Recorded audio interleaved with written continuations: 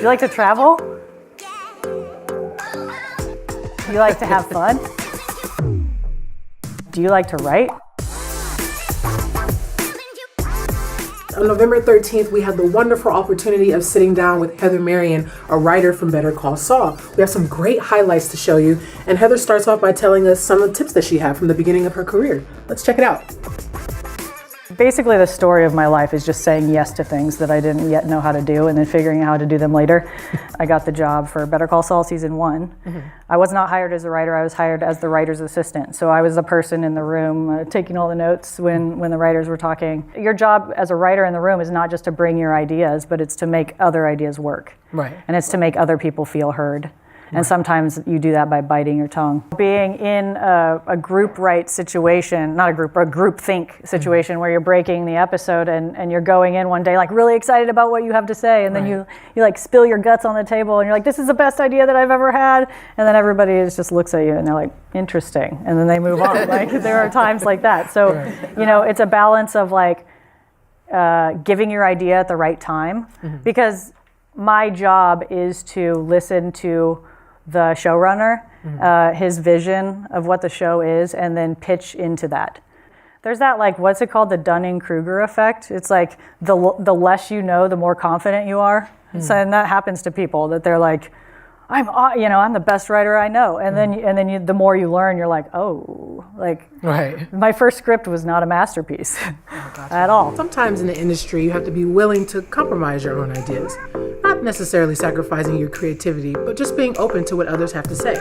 And Heather also tells us a little bit more about how the industry is changing, and with those changes, it's allowing you guys to forge your own way. When I started, so many professors told me that I had to pick drama or comedy. I had to pick one. And now there are 30-minute dramas. And now there are hour-long comedies. And now there are dramedies, like Better Call Saul.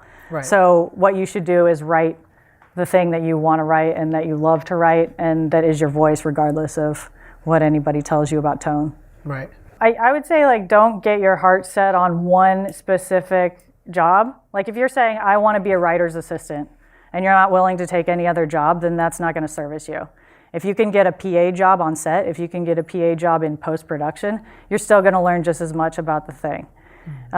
So take jobs, say yes, like I said, be willing to work for free, be willing to take a job at Starbucks and then work for free at a production company as an intern for 3 months so they can get to know you. And do everything you can really well. And you can do that by also looking around you and asking your fellow assistants and fellow classmates how you can help them. Right. If somebody's working on a short film, like, do crafty for them. Ask people how you can help them before you ask them to help you.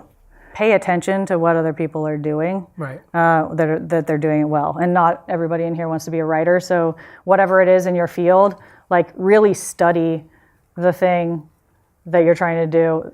Pick the person that you want to be like. No path is the same. So the best you can do is, like, get educated and then do the work and keep doing the work. The key thing is to, like, do something. Like, don't wait for somebody to reach out and pull you into the fold somewhere. Like, start doing your own thing. Be proactive. Right.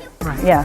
And kind of get your feet wet. Like, just kind of, I always like to say, write the thing, make the thing. Better to try than shoot the thing. Right, better to try than not. Right.